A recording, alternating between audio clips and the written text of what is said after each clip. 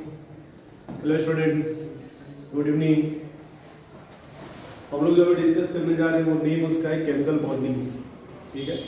और उस बॉन्डिंग में अगर देखा जाए, अगर अपने पास जब कभी भी अगर कोई भी चैप्टर स्टडी करना हो, एक उसका छोटा सा पॉइंट ऑफ व्यू बना लो आप, है ना। अब जैसे मान लो अगर हम बात कर रहे हैं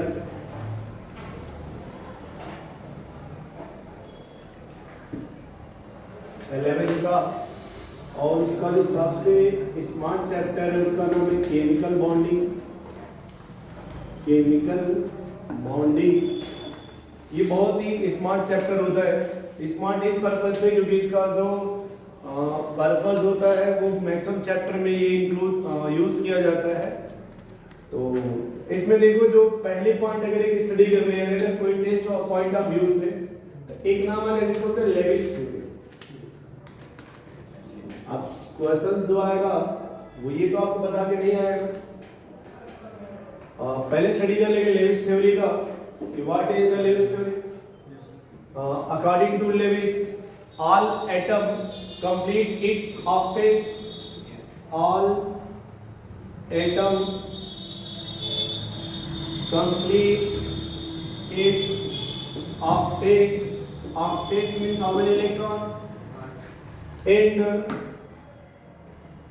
हाइड्रोजन एटम या हाइड्रोजन कंप्लीट इट्स डुप्लेट।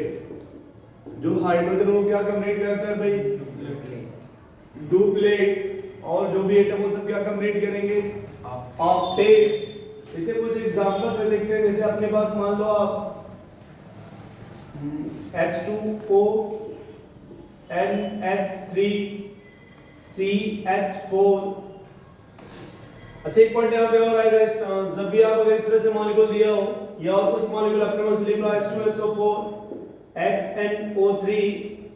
अभी ज्यादा एग्जांपल नहीं बढ़ा रहे, पहले टॉपिक इसमें सिखाना चाह रहे हैं। सबसे पहले कि जब आप इन मॉलिक्यूल का स्ट्रक्चर बनाना चाहोगे, जब कभी भी आप स्ट्रक्चर बनाना चाहोगे, वहां पे एक नाम है जिसका नाम होता है central atom. What is the central atom. जब कभी भी किसी भी मॉलिक्यूल्स में हमें क्या डिसाइड कर रहा हूं भाई, तो डिफरेंशियल बहुत होती है, लेकिन जो सबसे स्मार्ट तरीका वो यही है। पहला पॉइंट, लेस इलेक्ट्रोनेगेटिव एटम। सबसे पहले क्या पता कर लो आप, और ब्रैकेट में लिख लो minimum number of atom. Minimum number of atom, बस इतना ही। और दूसरा पॉइंट लिख लो आप H और F। H और F समझ रहे हो आप, never central atom. Never central atom. अब वापस इधर आ जाओ आप, ये मान लो अपना पहला मॉलिक्यूल जल, ammonia, methane, sulphuric acid, nitric acid. फिर और एग्जांपल पढ़ा लेंगे अपने मन से, है ना। अब इसमें सेंट्रल एटम कौन नहीं हो सकता, हाइड्रोजन नहीं हो सकता। तो सेंट्रल एटम कौन हो गया, ऑक्सीजन। उसके आजू बाजू किसको लगा देंगे। लेविस ने सिर्फ डायग्राम बनाने में स्ट्रक्चर बताया था, उसने उसके शेप के बारे में कोई इंफॉर्मेशन नहीं दिया था कि वी शेप होगा या टेट्राहेड्रल, ऐसा कुछ उन्होंने इंफॉर्मेशन। अब बता, valence electron of oxygen 6, valence electron of hydrogen 1। अच्छा, फिर से देखो यहाँ पे एक पॉइंट और आ, जब कभी भी किसी भी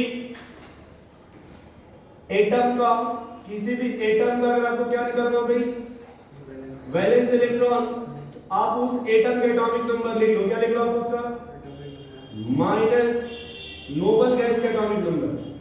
नोबल, जैसे हमने एग्जांपल किसका ले लिया है, ऑक्सीजन।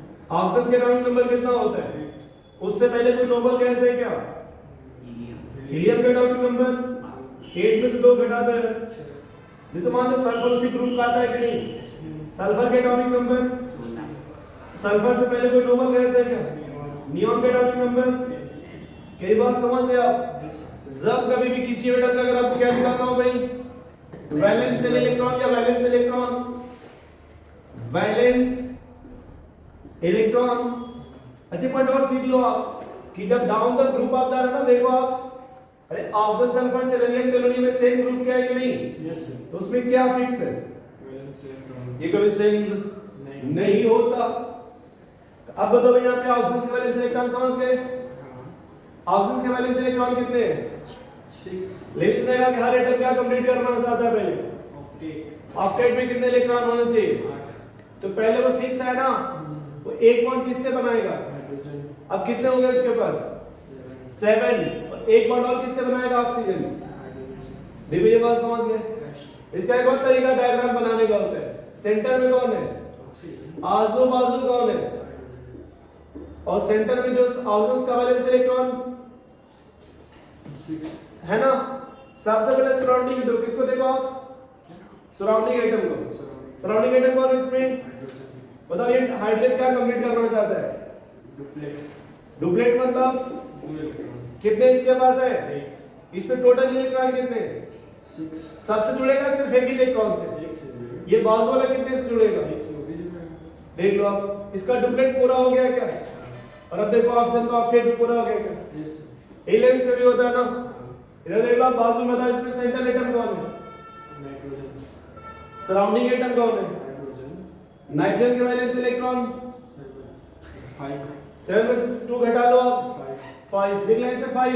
यस अब देखो फिर से एक बात सीखना पहले कि what is the directions of arrow. Bond पहले बनाना कहां से सीखेंगे? हमेशा सराउंडिंग से, हमेशा। सराउंडिंग से अब देखो ये H है ना, इसे कितने इलेक्ट्रॉन चाहिए सिर्फ इसे बताओ। 2 इस वाले को 2 और इसे भी। 2 इनका डुप्लेट पूरा हो गया ना। यस जो सेंटर में देखो उसका ऑक्टेट भी पूरा हो गया क्या? अरे नाइट्रोजन का मिला लो भाई। यस 2 4 6 2 8 हो गया कि नहीं? इसमें सेंटर में कौन है? कार्बन उसका वैलेंस इलेक्ट्रॉन। 4 सराउंडिंग एटम कौन है? हाइड्रोजन दो हाइड्रोजन क्या कंप्लीट करना चाहते हैं? डुप्लेट फटाफट एक एक बॉन्ड बना दे। ऑक्सीजन सेंटर वाला अपने से सेट हो जाएगा। इसमें सेंटर में कौन होगा? सल्फर आजू बाजू कौन है? ऑक्सीजन उसके आजू बाजू कौन है? हाइड्रोजन समझ के भैया इधर जब भी आप तीर चलाओगे सबसे पहले कहां से? हाइड्रोजन से बताओ ये कितना बॉन्ड बनाएगा?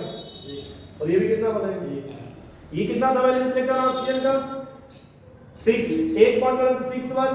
7 उधर एक बॉन्ड बनाया तो 8 इसका लेकर समझो 6 1 7 7 1 8 हो गया अपडेट कंप्लीट। 6 1 7 और 7 1 8 इसका मतलब वैलेंस इलेक्ट्रॉन 6। कितने बॉन्ड बनाने पड़ेंगे? 2 क्या डायरेक्ट इधर देखो ऐसे एरो बनेगा यस और यहां से ऐसे। अब बाजू वाला था इसमें सेंट्रल एटम कौन है? नाइट्रोजन लिख लें यहाँ पे। सराउंडिंग में कौन आ गया? ऑक्सीजन और इसके सराउंडिंग में कौन आ जाएगा? हाइड्रोजन हाइड्रोजन कितना बॉन्ड बनाएगा? डुप्लेट 1 एक बॉन्ड। और ये ऑक्सीजन में कितना बॉन्ड बनाएगा? 1 ये दोनों कैसे बॉन्ड बनाएंगे? 2 ये साइड वाला क्या बना लेगा? कोऑर्डिनेट बनेगा डायग्राम। ये किसके थे? यूएस 3 लेविस। इतनी बात तो समझ में आ गई। यस कुछ मार्केट में और भी लोग थे जैसे BE Cl2 BCl BS या फिर AL या BH3 कर लो आप। ठीक है। और एग्जांपल देगा थोड़ा सा।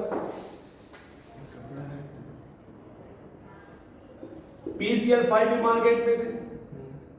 एक एग्जांपल और आता है जिसका नाम रख लो आप ABCD E पे NO और F भी कर लो ClO2 या ClO3 जो भी इस तरह से लिखना चाहे लिख सकते, कोई बाउंडेशन नहीं है। यस इसमें सेंट्रल एटम कौन है?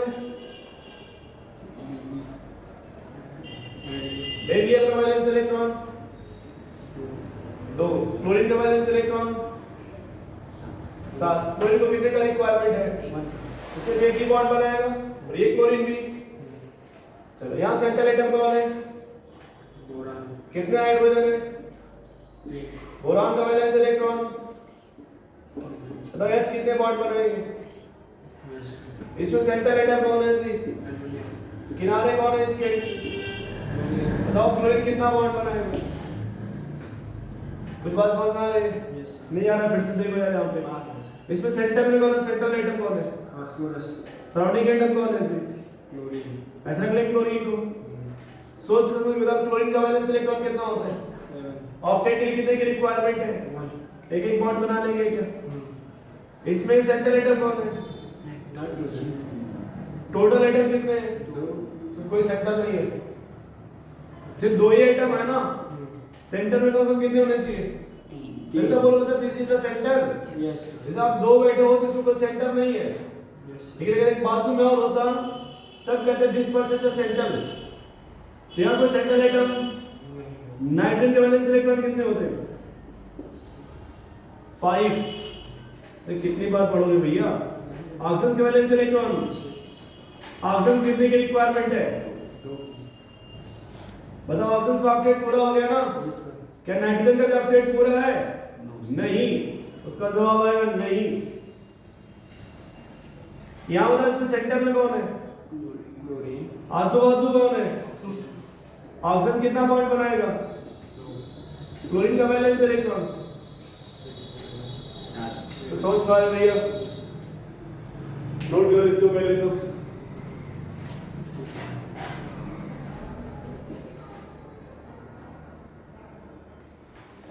अब देखो हम लोग जो लेविस थ्योरी, इसमें देखेंगे exception of Levi's theory.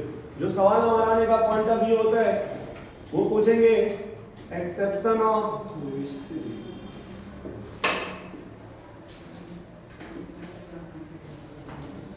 Levi's theory, या इसी का एक नाम और होता है एक्सेप्शन ना के क्वेश्चंस में क्या दे देंगे वो? वायलेशन ऑफ लेविस थ्योरी, है ना? इसे कितने वायलेशंस होते हैं? लेविस का एक्सेप्शन हो कितने एक्सेप्शन? देखो इधर पहला है फर्स्ट इनकम्प्लीट ऑक्टेट। जिनका ऑक्टेट इनकम्प्लीट था उनके बारे में इसने कोई आइडिया नहीं दिया।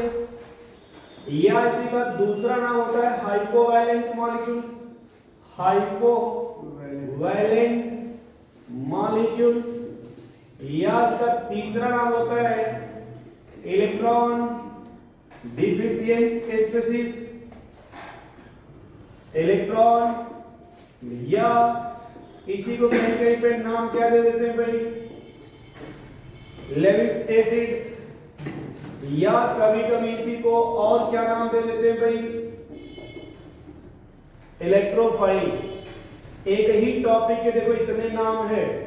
इनकम्प्लीट ऑक्टेट बोलिए, हाइपोवैलेंट बोलिए, इलेक्ट्रॉन डिफिशिएंट बोल दीजिए, लेविस एसिड बोल दीजिए, या उसी को आप क्या बोल दीजिए? इलेक्ट्रोफाइल। इलेक्ट्रोफाइल।